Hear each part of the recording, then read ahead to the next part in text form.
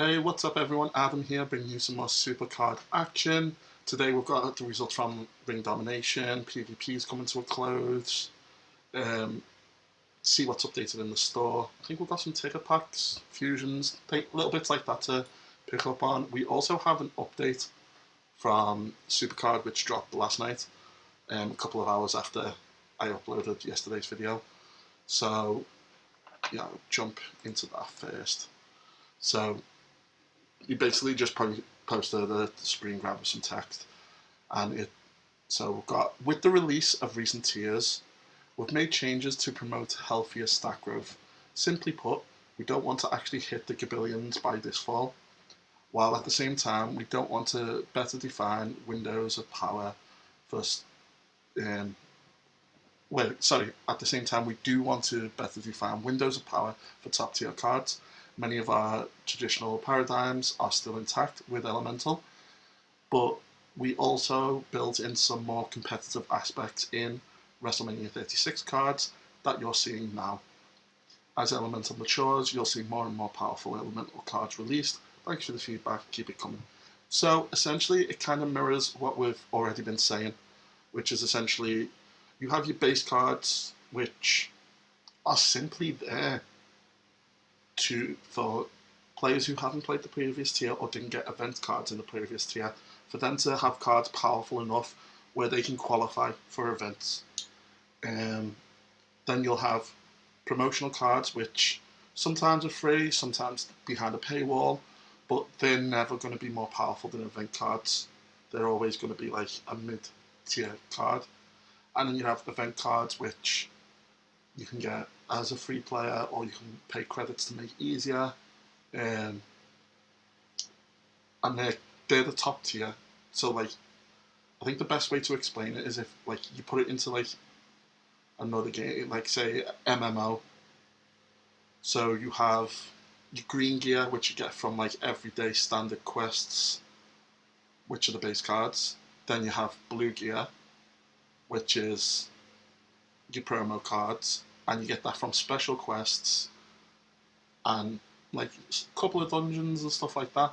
And you have your purple gear, which tends to be like your top of the line for the game, which is more the event cards, which require you to have leveled to the max. They require you to have done all the dungeons or the quests to unlock the ability to do them raids. And then you have the heroic, which is more aimed at the top percentile of the player base, because they're the hard mode, essentially. That's the way you have to look at heroic, and that's for like typically in MMOs, and that you get like that orange gear where only the really hardcore players are going for it. And I don't know like what it is, because we see a lot of backlash on Twitter about this, but it just makes sense. Like, you've still got the ability to play the game as free to play and compete, but you're going to have to go for them heroics, which means either sacrificing a lot of time or investing credits to compete at the top level. It seems to be a lot of people wanting to just walk into the top level of gameplay without putting in the effort. So I'm fully on board with the changes.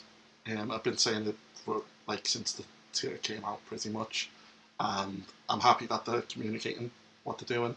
Kind of shows what they're looking for more towards in the future. So the essential thing is they want people to focus on the events. They want people to aim to aspire to get those event cards, because those event cards are going to help you in not just this tier, but then they're going to help you in the next tier as well. If you miss the events this tier, don't worry about it, because it just means that you're going to have to grind for additional base cards in the next tier to make up for it, and then you can compete for the event cards in the next tier. And it just like, because in the past on SuperCard it's been a complaint that event cards were like outpowered too quickly. In other games it's been the same thing. Like, people will grind for months on World of Warcraft for in-game raid gear, and then as soon as a new expansion comes out, you have a green item from the very first quest, which is outranking it. So they adjusted the power levels to make it so if you put in all that effort to grind the end game, beat the bosses, do the raids, that gear carried on a little bit further. So it went till about midway of the expansion, and that's exactly what SuperCard are doing now. It's a nice rebalance. It eliminates the pay-to-win aspect of a tier launch. So I don't really see any true negatives to it. A lot of people are saying that the game is now full pay-to-win, which I don't understand, as they seem to think that the promo cards that are coming out are going to outpower the event cards. That has never been the case. The strongest cards of the tier are always going to be the event cards. That's the way it's always been, and that's like, I don't understand where that came from, but you know, just wait and see. We actually have got the stats for an Heroic Pro Ray, but it's only a level 0 one, so we'll have a look at that in a sec as well. So enough going on, let's get into it.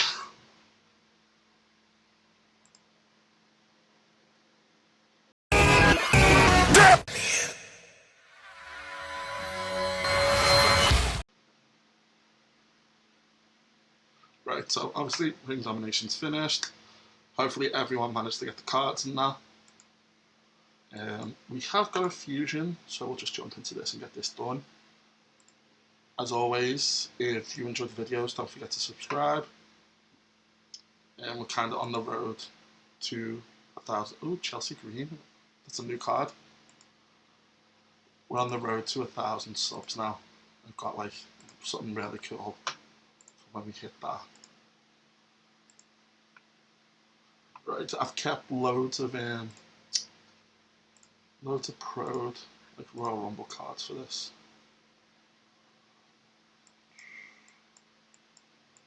Should be.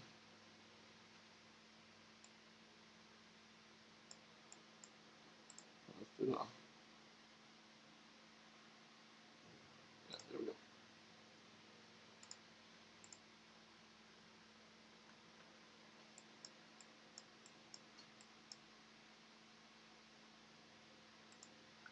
I don't understand, like, that's what annoys me. If you have an F3 card, it's the same point value as a Pro, which I don't agree with.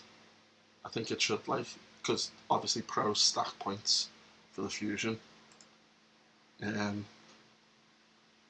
If you fortify them, I think it should add additional points. And then we just fill it up with monsters.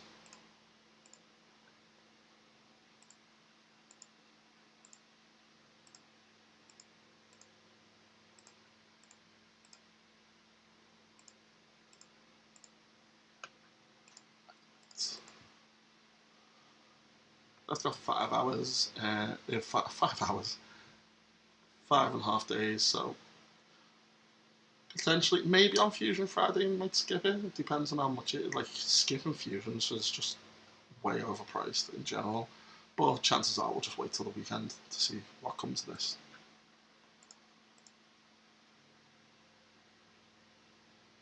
Yeah, who have we got from this? So we've got Austin Theory and we've got Nikki Cross. So a Pro Fusion wouldn't be too bad, but realistically, I just want them all for the portraits. Right, so we've got that. We'll grab a ticket pack. See if we can finally get something good from the ticket packs. Highly doubt it.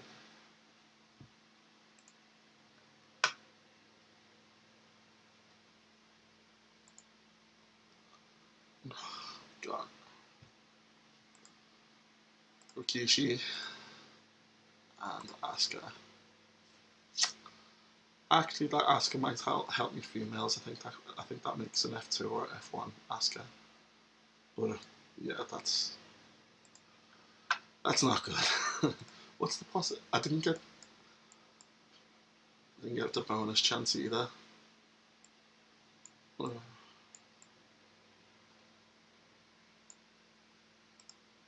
Oh well. If we go, no.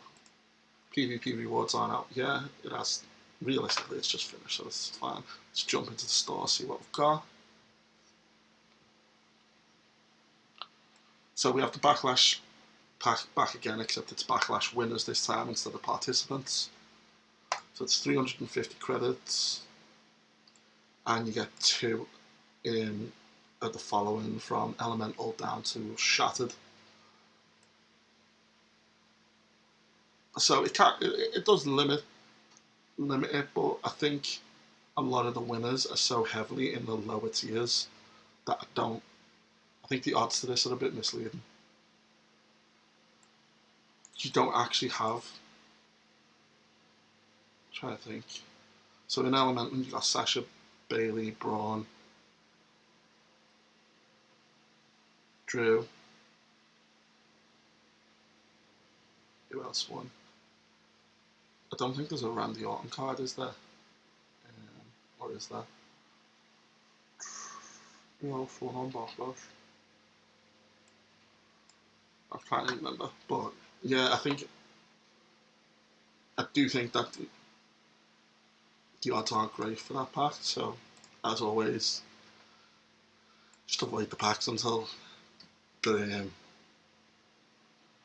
better promotions and that start coming out. Then we've got the men's division, 5.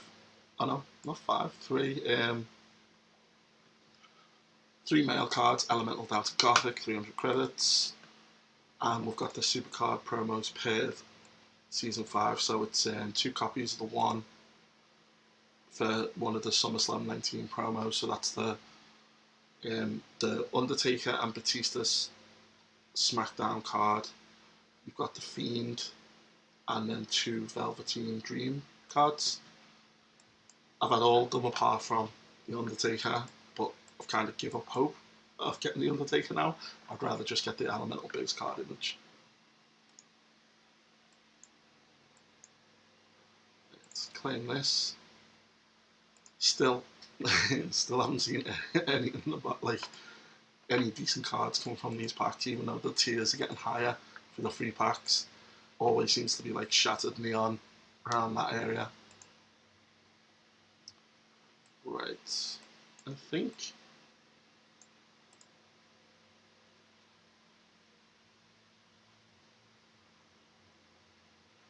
oh yeah, this has to be one of my favourite support designs. I think the Elemental support seems so clean and cool. So this is our first double stack manager Elemental card that we pulled during the massive grind to Ray.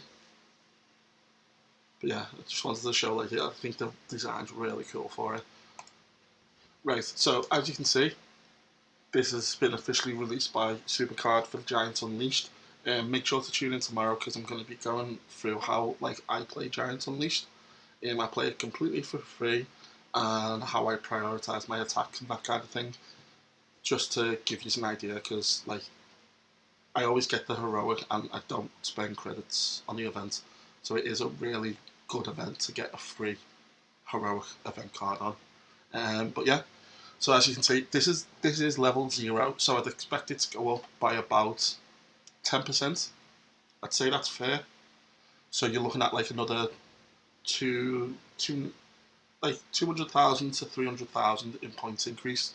So the final stats with no equipment would be around 3.1 to 3.3 million for a full heroic Ray, which completely dwarfs the WrestleMania 36 event heroics, which tend to be just on the cusp of 2.9, maybe 3 mil. So even as level 0, the heroic Ray competes with heroic WrestleMania 36 event cards. The numbers being so close, it doesn't really matter, because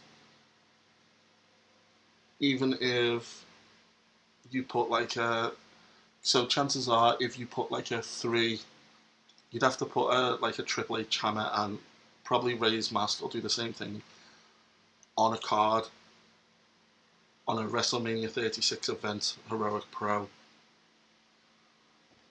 to compete with just one stat on the Ray once it's max level.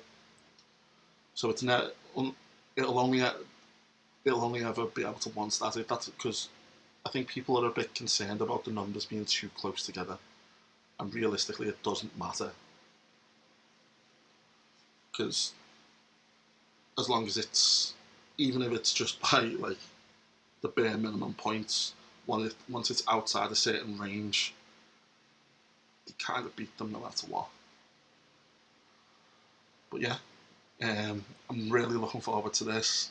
Giants Unleashed is, it's still one of my favourite events. It's quite a like really chill, nice event to do. There doesn't seem to be a lot of pressure to it, which I really like.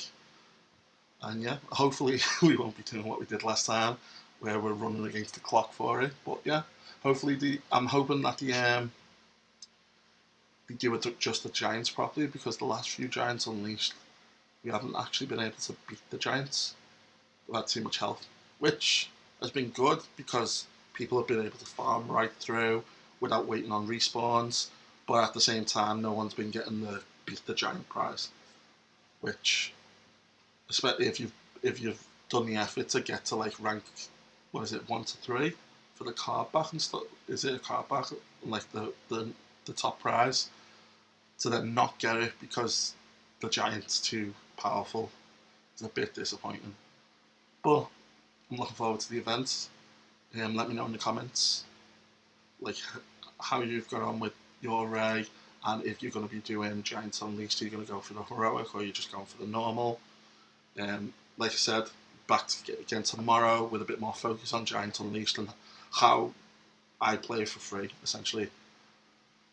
As always, stay safe and see you later.